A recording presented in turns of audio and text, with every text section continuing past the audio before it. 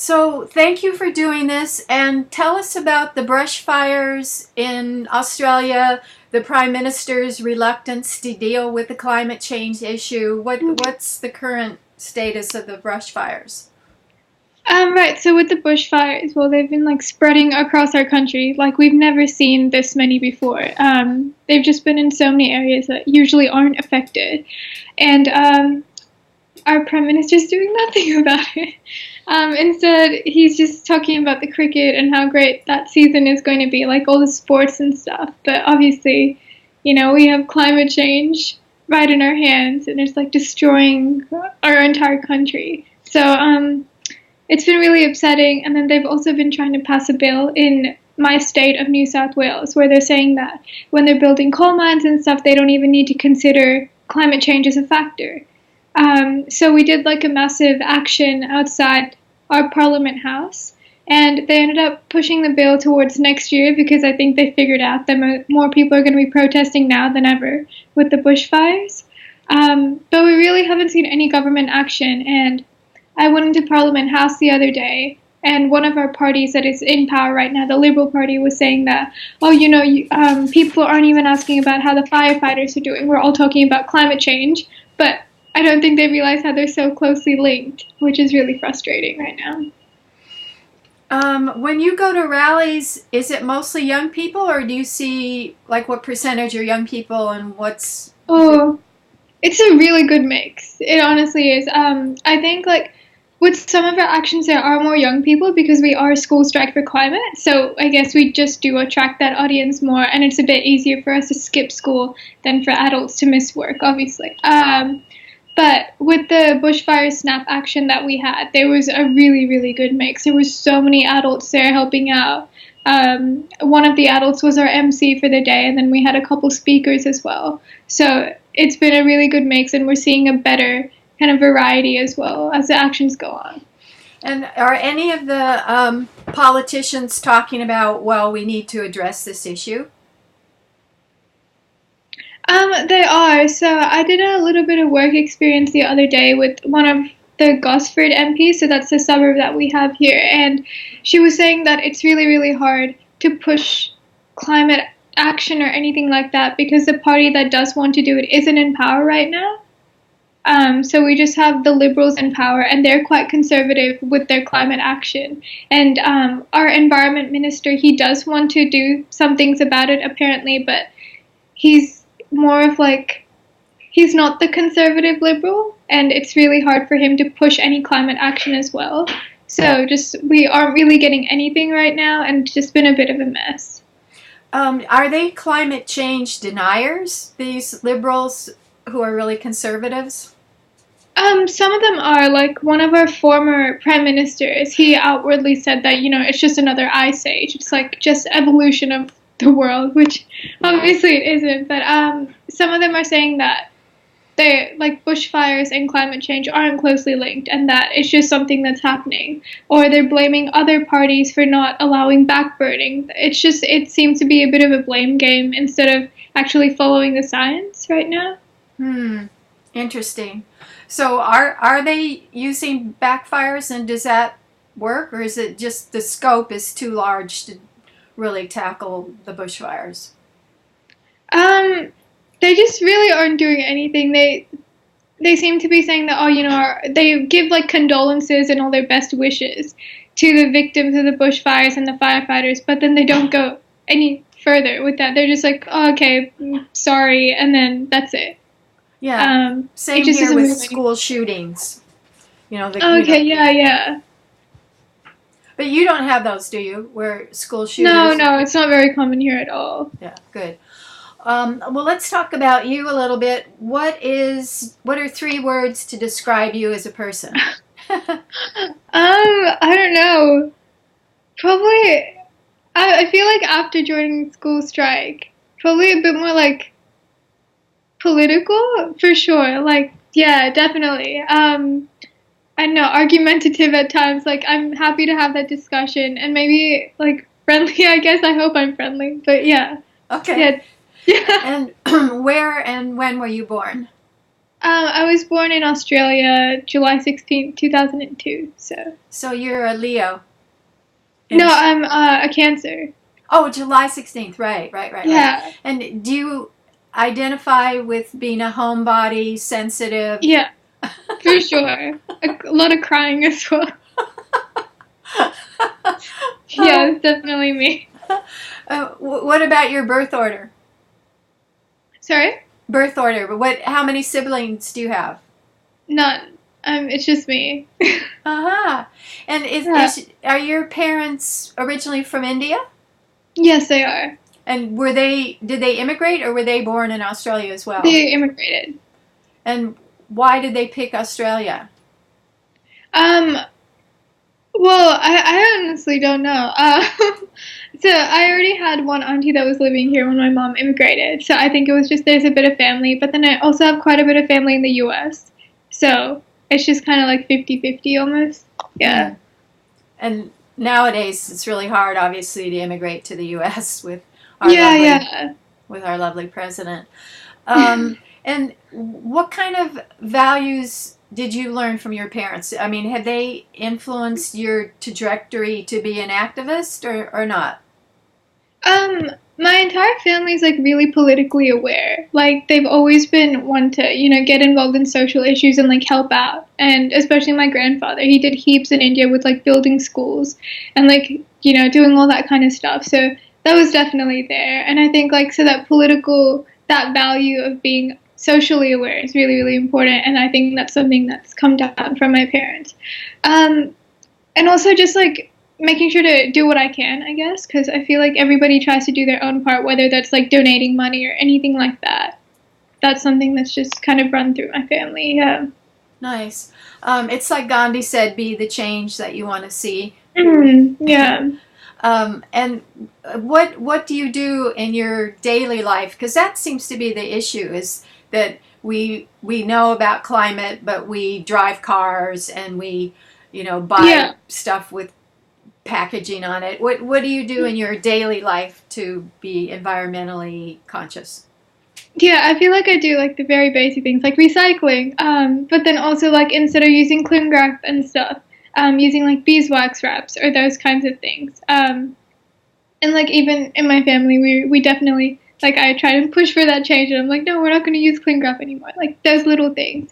My mom actually doesn't drive, so we end up taking public transport a lot. So I guess that kind of helps. I don't know if it's something that I would personally do, but like I think it's something that I've kind of been raised with, so it's just normal now. Um, and yeah, I feel like just using less electricity, so making sure to turn off lights and water. Like we're very picky about that at my place. So like just yeah, those little things. Mm-hmm. In Sydney, you've had the smoke from the brush fires, right? So Yeah, you yeah, the bushfires. It's been really bad. Our air quality was almost as bad as like Mumbai in India, which is like really bad. terrible. Yeah. And so, do you wear a mask or just not go outside, or how do you handle that? Well, the couple days that it was really bad, I was actually in another state, and there's not too many bushfires there, but a lot of people have started wearing masks. And if you have asthma and stuff, like you're just told not to go out at all, and even on the news, they're just like, "Oh, please don't go out because it's really, really bad." Use air conditioning at home so that the air is like ventilated and stuff like that. Because yeah, it's been pretty awful. Now it's like clearing up a little bit, but yeah. And have you had any rain, or is it still drought?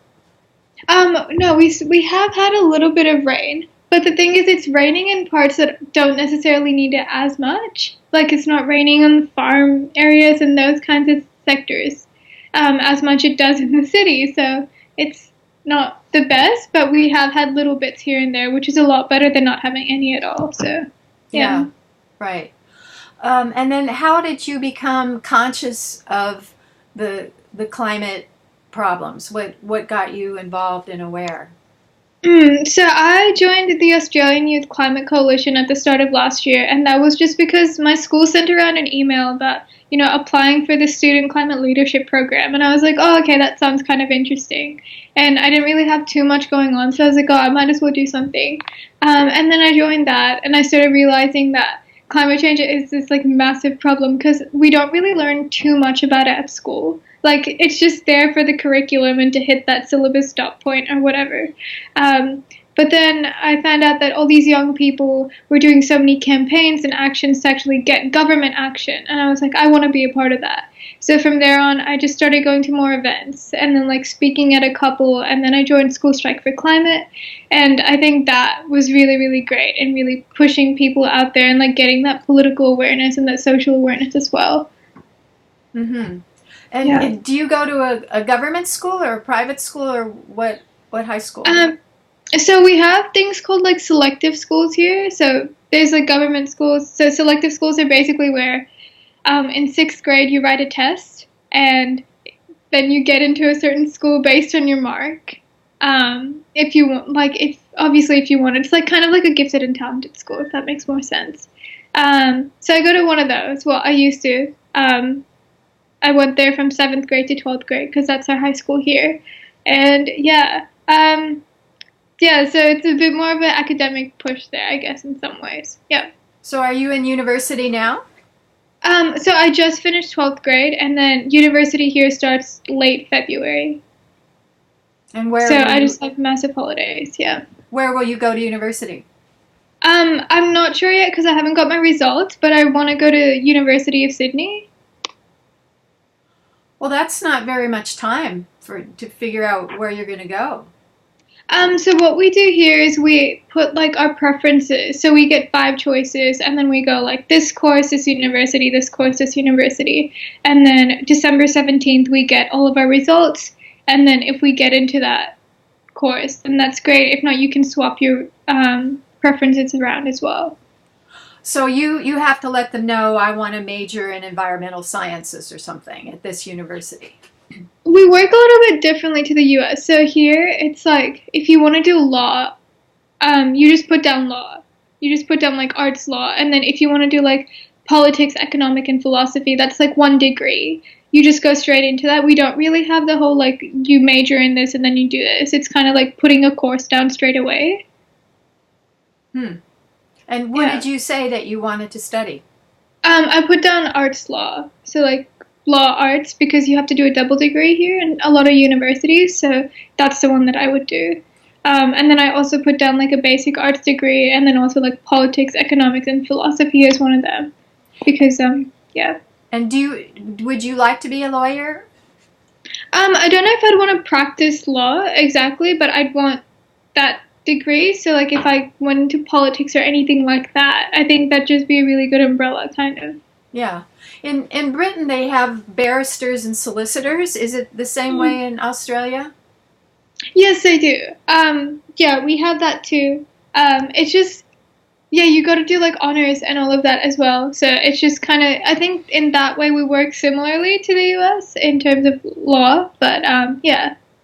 In the U.S., the way you graduate from a 4-year university and then you go to law school for 3 years. Oh, okay. No, we don't have that. You go straight into law here. Like first year, you do I think 4 units of law and then 2 units of your arts or whatever you choose to do with it. So you could be a lawyer after 4 years. It's a 6-year degree here. Right. Yeah. Yeah. So it's almost the same, just a year Yeah. longer in the U.S. Yeah. And then what I'm hearing is that people, I think probably especially young women who are leaders in climate activism, they garnish a lot of criticism online, and their parents get criticized. How can you let your child do so and so? And that kind of surprised me. But do you find there's that kind of backlash to being an activist? I personally haven't felt it too much. Like, obviously, like, I did a show called Q&A here, and that was like a nationally televised show, so they posted it on Facebook and everything. And below that, you get the hate comments and all of that about like being too leftist and being a brainwashed teenager. And like, I mean, I feel like it's just something you get over and you're like, oh, okay, whatever. I don't think my parents got any criticism, as far as I know, at least. Like they're not too active on social media anyway, so it was a bit hard to go to that avenue for any haters. But yeah, some of my friends, like one of my friends in this movement, her dad is like a politician as well, or like in that same space. So for her, it's a bit different, I guess, because it's a lot easier to target her. And I know that she has received criticism. And I think all of us in this movement have got the hate comments and have got the, oh my God, what are they doing? They don't even like go to school and, all that kind of stuff. We do get that. But you just get over it at one point, I think. Uh-huh. And are your parents supportive, neutral? How do they feel about your involvement?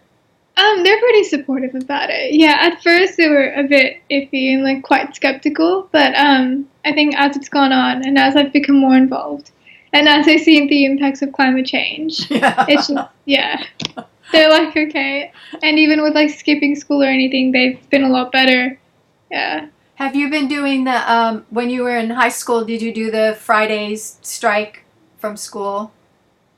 No, I didn't, because I went to school on the Central Coast, and then the area that they would do the Fridays for Future strike was in the city. So, like, I just couldn't get there in time at all, and that meant that I would have to miss a whole day of school. And since I was in 12th grade, I couldn't really do that as well. So it was just a bit tricky to get there for me, because it almost takes like 2-ish hours. So yeah, I wasn't able to do it, which was upsetting. But yeah. So, do you mostly go to meetings organized with school strike, or what's your main organizational house? Okay, so I'm part of AYCC, which is the Australian Climate Coalition, and I'm on their national leadership team. And then this coming year, I'm stepping in as schools coordinator for them. So that's like doing programs like the one I did before, like student climate leadership programs and stuff like that. But this year, I've been mainly more involved with School Strike for Climate. So that's being part of the core Sydney team and the national team. So that's like organizing the massive strikes and figuring out structures for our organization, that kind of area. A lot of meetings, yeah, we do a lot of online meetings for that. And then also just lots of like events, going to heaps of them, like speaking at them, doing media, that kind of thing. Mm-hmm. And what do you find are the keys to successful organizing? Like, how do you keep people involved? How do you keep people following up with their task? And what are incentives that you use to keep people involved? We actually had a lot of people wanting to join our team. Especially after every strike, there's just lines of people who are like, oh, I want to be a part of this and I want to be a part of that. So I think sometimes it's best to see who actually wants to be a part of it over time and just see who kind of fades away and goes into the background a bit. And then we also started electorate teams. So basically every single suburb or area has their own little team now, their own representation, which is really good because, so for us, the core Sydney team, which I'm a part of, represents like Sydney as one bit, but then we also have suburb groups, basically. Like neighborhoods. Sorry? Neighborhoods kind of groups. Yeah, basically. And that's really good because that means that they have their own representation, but then it's still filtered through us, so it's not too confusing, and then it's a bit easier to go to the national level as well. So let's say you're organizing school strikes for the next semester. The national group would start organizing. I mean, how does the organizational structure work in terms of getting things done? Yeah, so if anything, so we had a massive strike on September 20th, and that was organized at a really national level. Like, we had to decide the date on a national level. Everything like that was done there. And then from there on, it comes down, and then it's like, oh, logistically, Sydney will do their bit, and then we'll be like, okay, we need our funding, we need all this. And then, like, Victoria or Melbourne or whatever, they'll do their own thing. And then we also have regional areas, and they will do their own thing. So it's nationally, it's just every single area, every single strike coming together. But then regionally and just like suburb wise, city wise, it's all done by our own, I guess. Yeah, it's just a bit easier for us to have that one date locked in place, and then a few logistics locked in place at a national level, and then everything else just coming down to the individuals. And who organized this? How did it get designed and structured? I'm pretty sure it was a few kids from Queensland, if I'm not wrong. And then for us, it was one girl from Sydney, and she started organizing the strikes here. And then I think she got in contact with a few more people, and then another organization called Tipping Point. And from there on, the movement started to grow. And then we had our first main strike, I think, on December 15th of last year. And then from there on, it just started growing and growing. And we decided to have a couple more strikes. And now it's like a fully grown organization that's just mobilizing people at this point. Yeah. Is most of the organizing done online, like a Facebook page, or what's the communication device?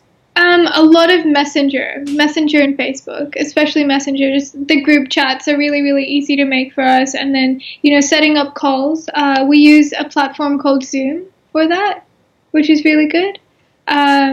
Yeah, so Messenger and Zoom, and then like a little bit of Instagram and stuff, because social media does lie a lot on there. But yeah, it's mainly those two.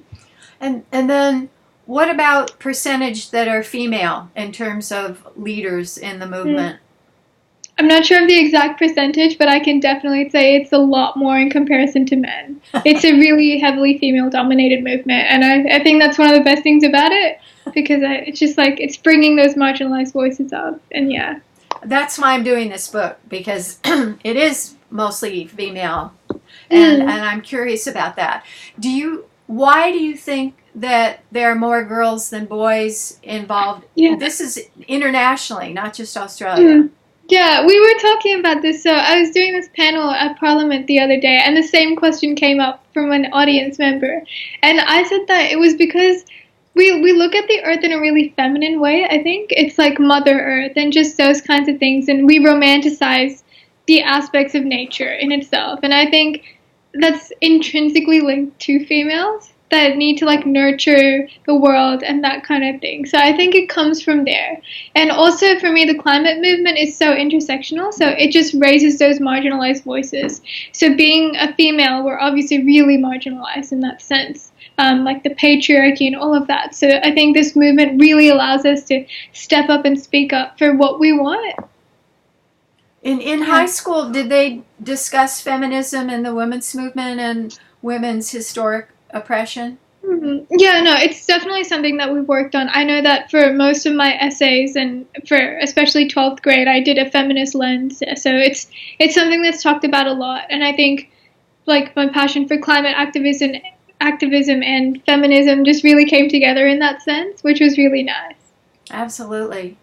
Well, do you feel that the organization functions a little differently because it's female run in a way? Like what I think of is at university meetings that I've experienced, men monologue and they talk and they expect to be listened to, and then they kind of take turns monologuing, whereas my experience is women are more like, let's get it done, let's talk for action, not talk to be heard. But I don't know if I've definitely seen that. I completely agree. It's a lot more democratic in a sense. There's not like there is obviously a bit of hierarchy because you do need it, but in terms of like having people who are in power and these people are just inferior, we don't really have that, and we definitely try and step away from that as much as possible. And I think being women, we understand that more in a sense of like being oppressed or not having the power or the voice. So yeah, I really like that about this movement. Obviously there are clashes and things like that, you can't avoid it, but I think there's a lot less than there would have been if it was a heavily male dominated movement.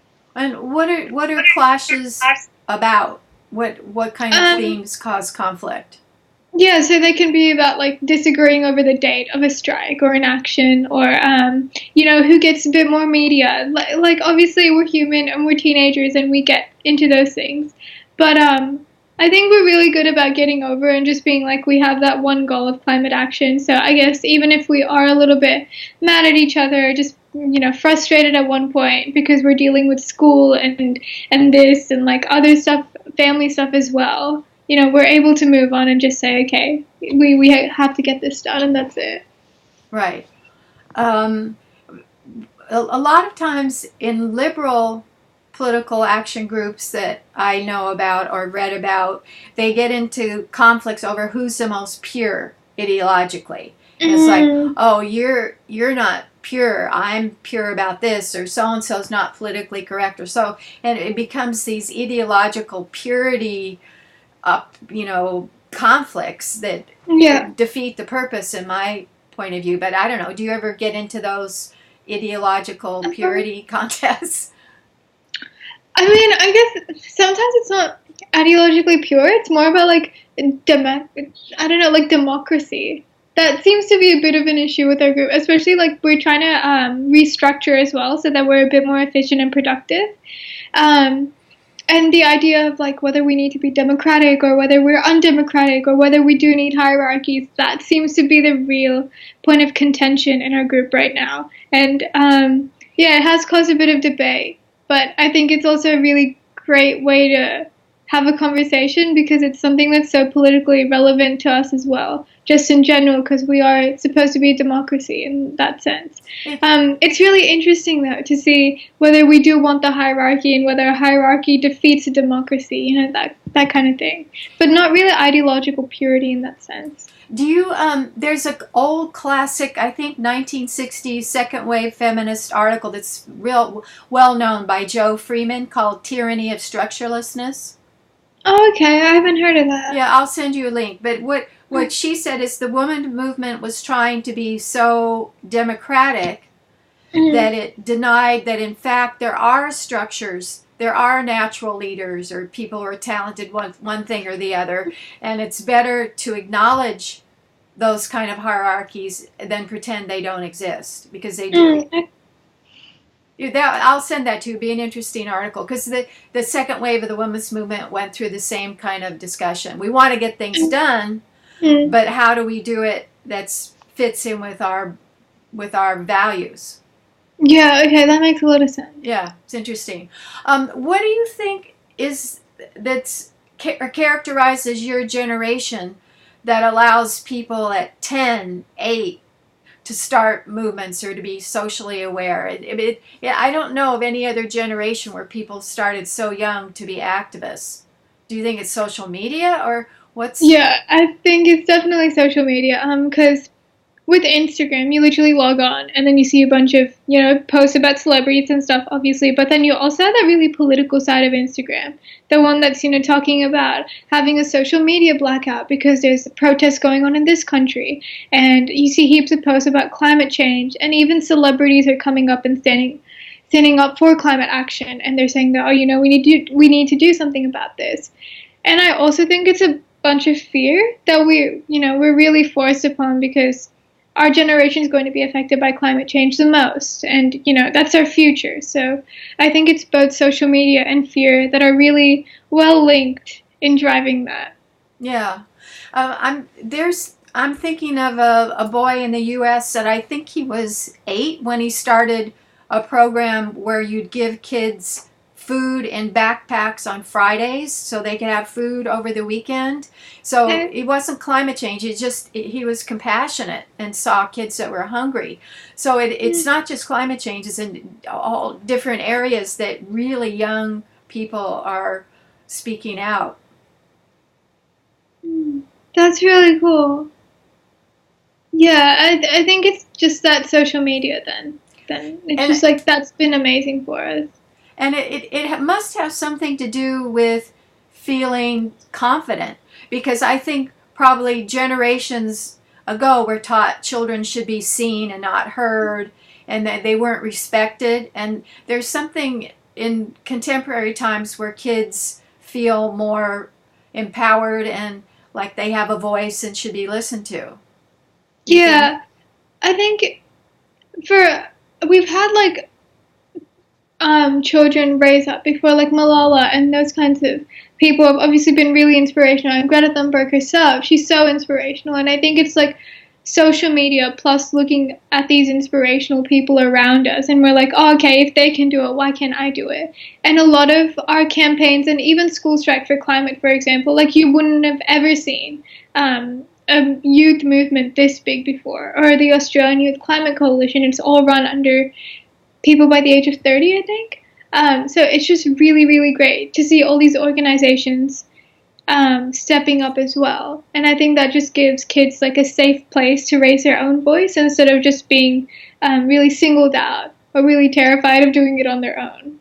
So it's a combination of social media, having problems, really obvious problems in front of their face, and there's something about confidence, self-esteem. Yeah, I think organizations are really great in building that up.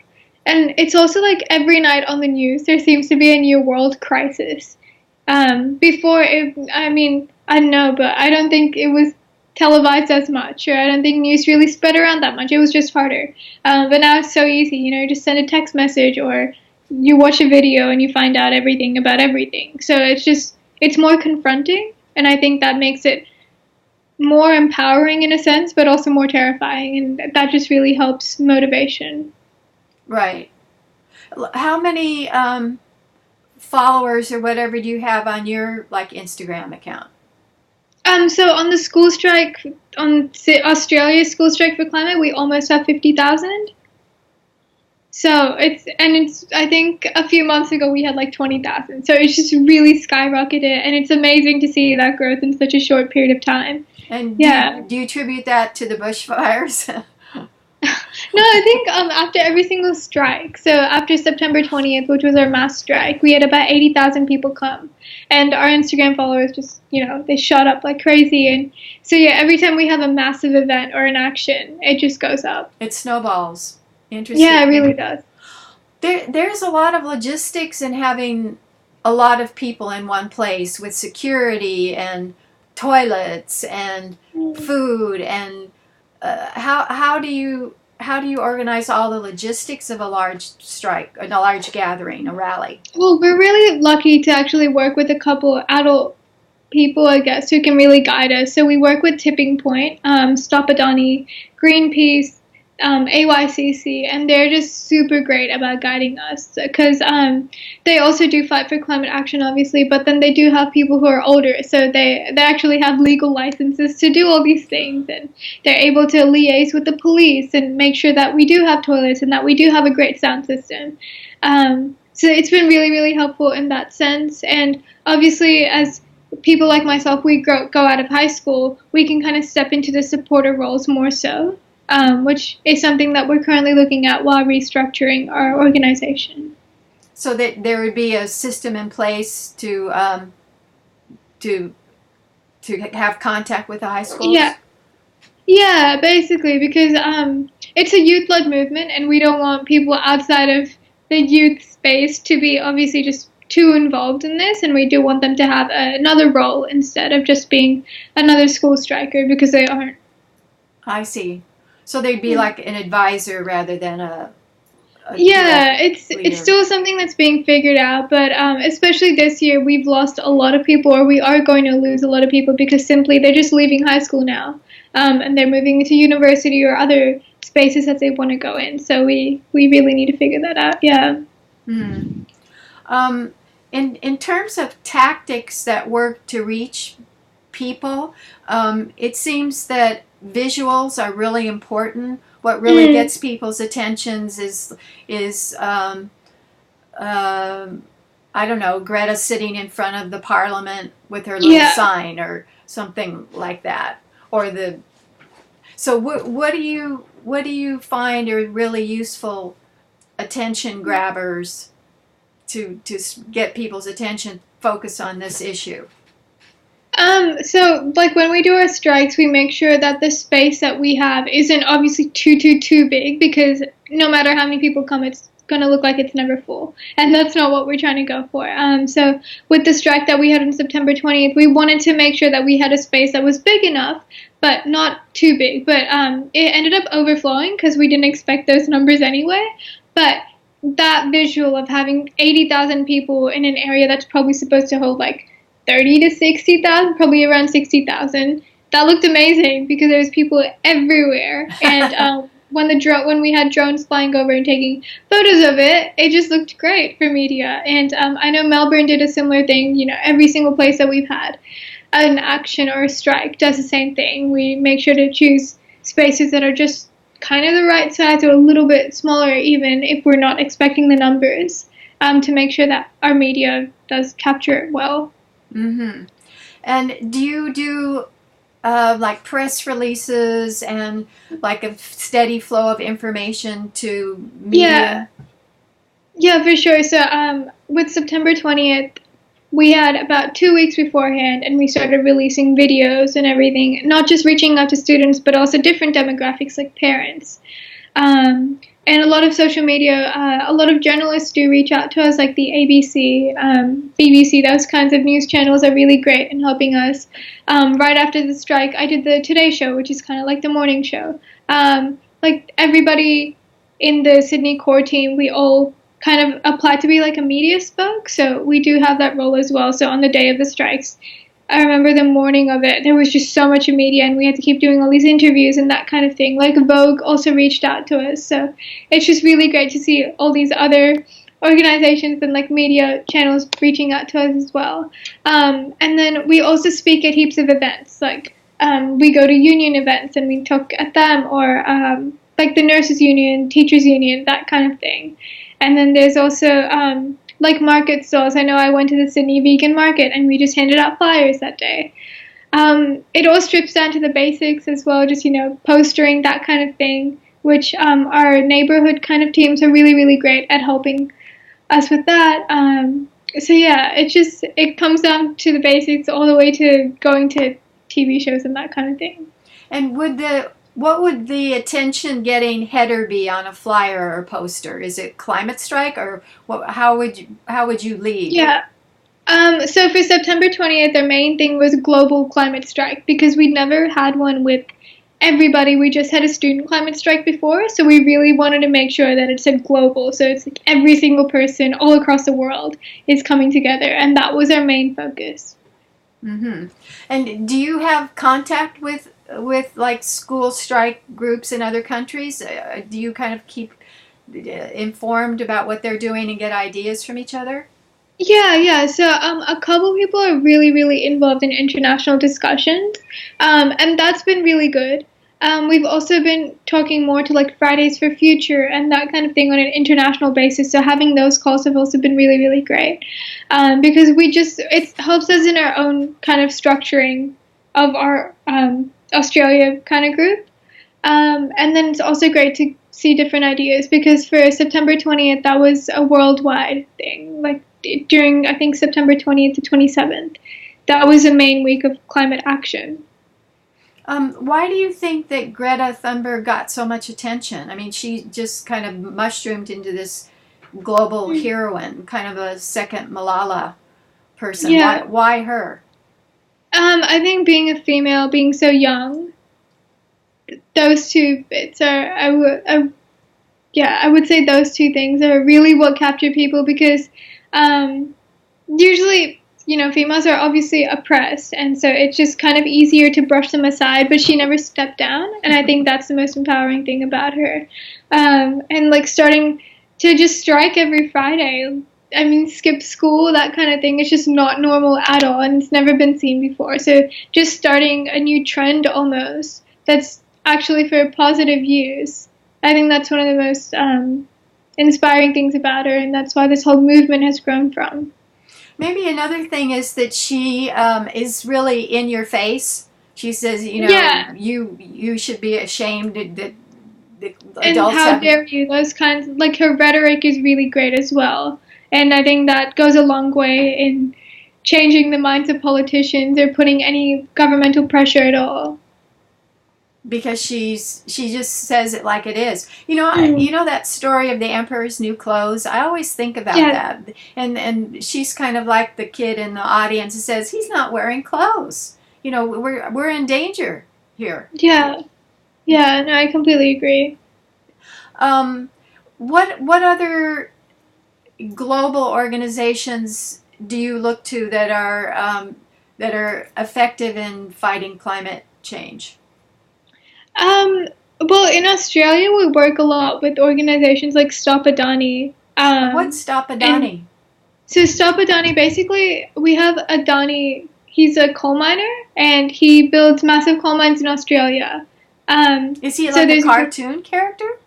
no, he's a real guy.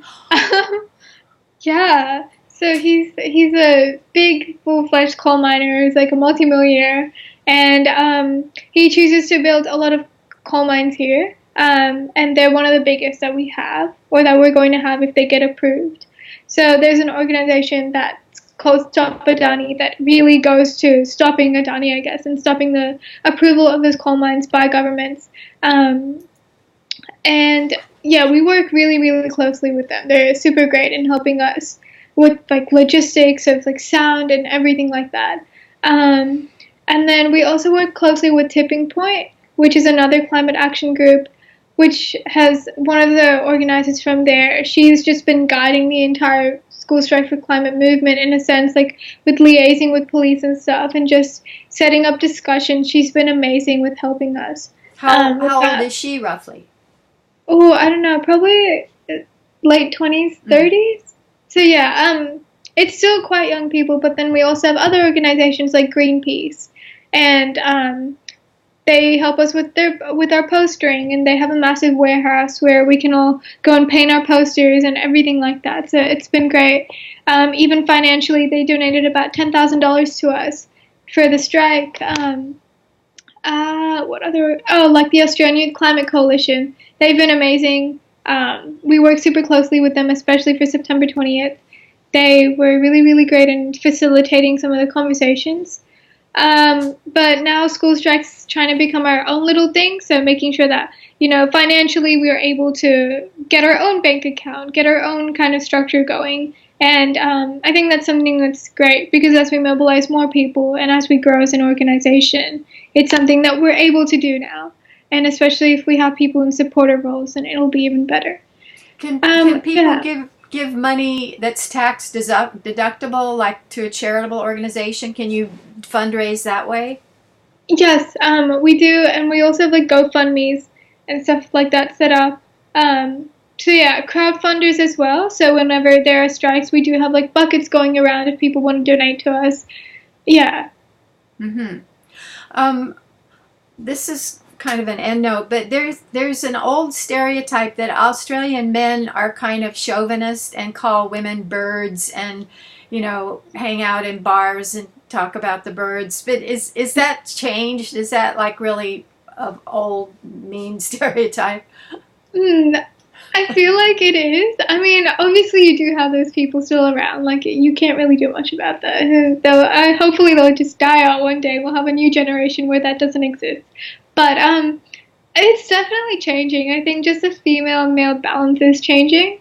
And I think movements like this really help facilitate that conversation of, equality and feminism, that kind of idea. Yeah, so I think the whole like males going to a bar and talking trash about women, that's starting to fade away. Yeah, it's pretty good to see that, because even in my own school, I mean, you obviously do have that, but there are also a lot of great guys. So hopefully that just gives a bit more balance. Yeah.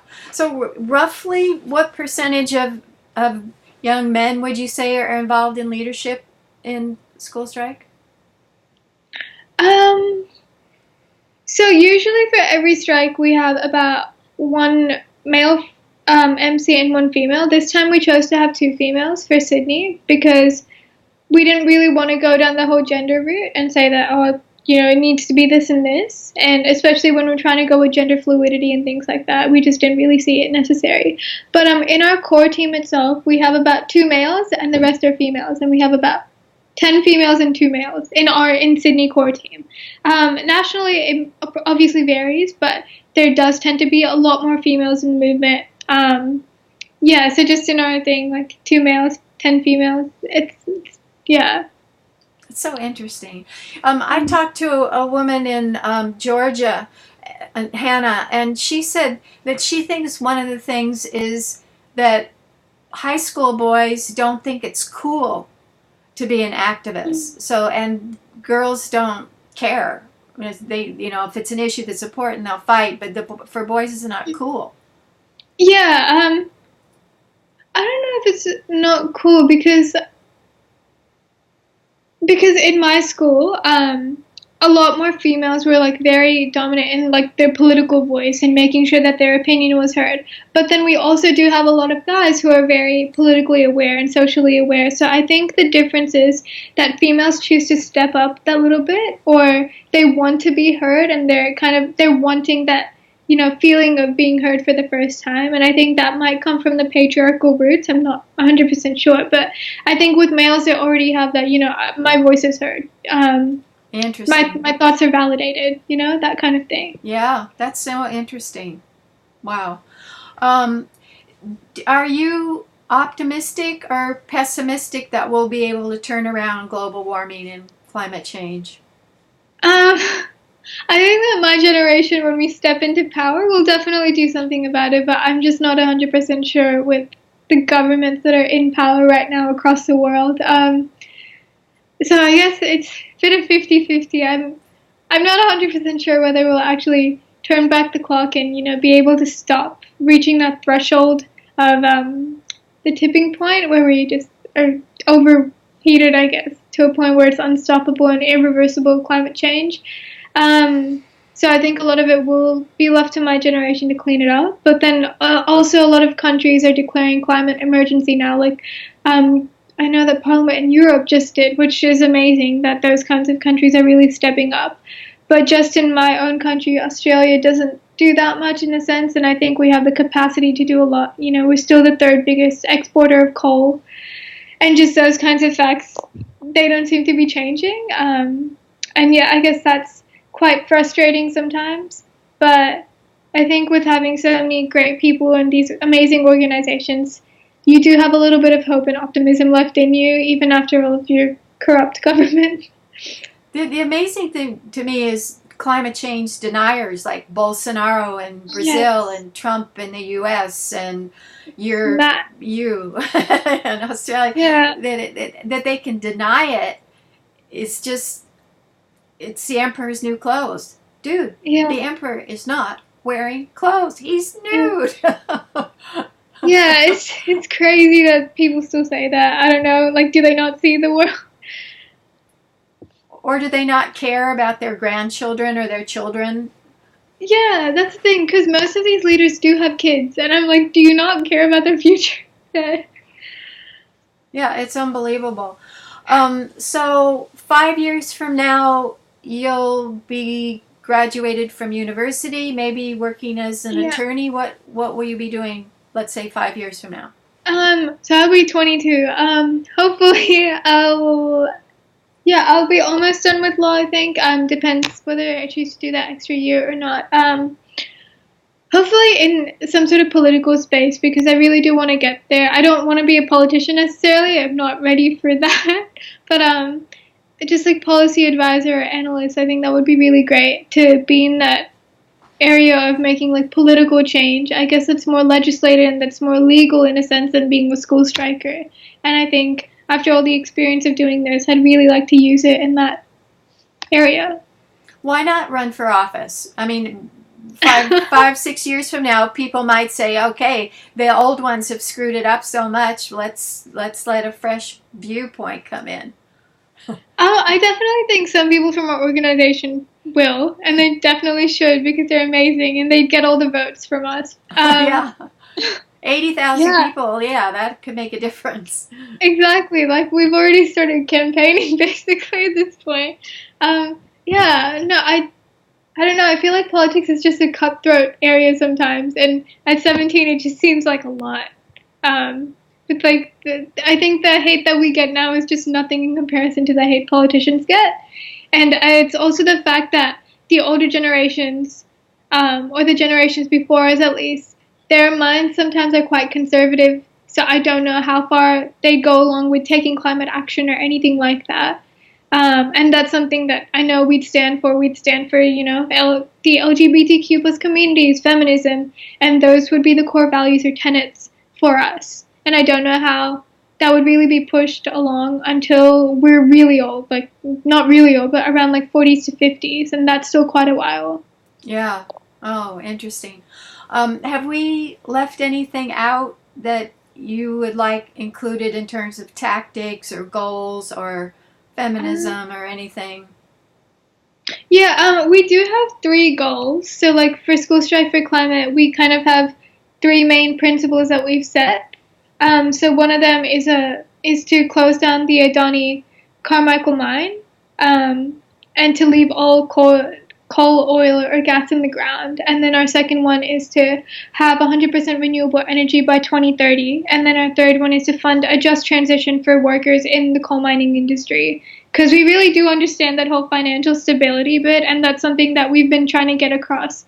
Because I think that's the main point of fear in people, that they're going to lose their job if they are in those industries, and we're trying to make sure that we're creating a safe space for them. Mm-hmm. Do you find solar and wind and hydropower are growing in Australia? They definitely are. I know in South Australia they've even started using like big batteries, which is really, really great because it doesn't create those same greenhouse gases. But one of the really interesting points is that the Australian government said that the emissions from mining industries was supposed to decrease by 25 to 30% from 2005, but instead it's gone up by 22%. So it just shows us that we're getting more technologies, which is great, but we're not really using them effectively at all. We're just, saying that in sustainability reports, they're always talking about how they want to create a good future and environmentally friendly, but they're not doing any of this. I don't know how they go to sleep at night, and I don't know. with any kind of conscience that you're. It's amazing. Um, Yeah. this has nothing to do with, but I'm really interested in words, and in Britain, a woman wears a jumper, and in the U.S. she wears a sweater. What do you wear in Australia? What do you call it? Oh, we call it a jumper. Oh, it's a jumper. Okay, It's a what jumper. about the Brits call the back of a vehicle a boot, and the Americans call it a trunk. What do you We call call it? it a boot. You call it We the, probably follow the UK kind of things because, we're colonized by them, so I think we follow the words really similarly. Even all of our spellings are exactly the same. well, we were colonized by them too as well. Um, what do you call a mail carrier? Someone who brings your mail. A postman. Yeah, we would too, or letter carrier or something. Um, Yeah, we usually call them a postman. Yeah. and then in Britain, you'd say, I've got to go to the loo. And in the Mm. US, you'd say the bathroom or toilet. What would you say? Oh, I think it's a bit of a mix. Like, I know in, like, really outback Australia, they call it a dunny, Oh, a which dunny. is, yeah, so that's, like, the whole, like, bogan Australian kind of slang. And then usually toilet. It's mostly, we don't say restroom that much. I know, I feel like that's a very American thing, if I'm not wrong, to say restroom. Okay. What Yeah. about a napkin? Like the Canadians might say serviette, and we would say napkin. What would you say? Usually serviettes. I think it's Interesting. also changing a bit because with the amount of like globalization with American movies and all of that, it's like language is starting to change, but usually I'm pretty sure it's serviette. What are slang words for women? Like I think probably chicks is still common in the Yeah. US. Yeah. That's the same for us. I think like chicks, babes, those kinds of Bird. yeah, Do they those still say bird? No, I haven't heard that much. I mean, I'm sure that's there in some parts, but I haven't heard that. Oh, they would say chick. Yeah, probably. It's mostly that kind of language. Okay, yeah, globalization is fascinating with how Mhm. all the trends influence the others. Um, and then, do you watch American TV series Yeah. and British both? I don't think I watch British as much. I definitely watch American a lot more because that's what's on our TV a lot more as well. And Netflix has a lot more American shows than British shows in some sense. So, what were like Game of Thrones was really popular. Maybe Yeah. Outlander was popular. What are the popular series that people would watch on TV? I know I watch like Big Bang Theory a lot and Friends as well. Seinfeld comes on quite a bit. We have other shows like Revenge was a really big thing when that was around. What else? Yeah, those kinds of like those sitcom shows. So like The Middle or a lot of the baking shows are really really popular, like Chopped and like kids holiday baking championships. I don't know why. I think they're more popular than some of the Australian ones, to be completely honest. Um, we have that on our Food Network. A lot of the Disney shows and stuff like that are quite popular here as well. American movies are really a big thing. Like they're on almost every night. You can find one at least. I know last night there was like three or four on TV. So yeah, Hmm. You know what's interesting to me is that little kids TV shows like SpongeBob SquarePants mm. they're really mean to each other. They hit each other, they put each other down. Yeah, They're very negative, and I'm thinking, they talk about bullying in school a lot here, but what do they expect if the kids are raised with people hitting each other and calling each other names and fighting? yeah. It's or even a lot of the kids' movies like Shrek and stuff. When you rewatch them now, you're just like, how did I find this okay as a child? Yeah. Oh boy, we've got a lot of issues to deal with. Um, okay, well, thank you. This was delightful. I'll send you a transcript, and when I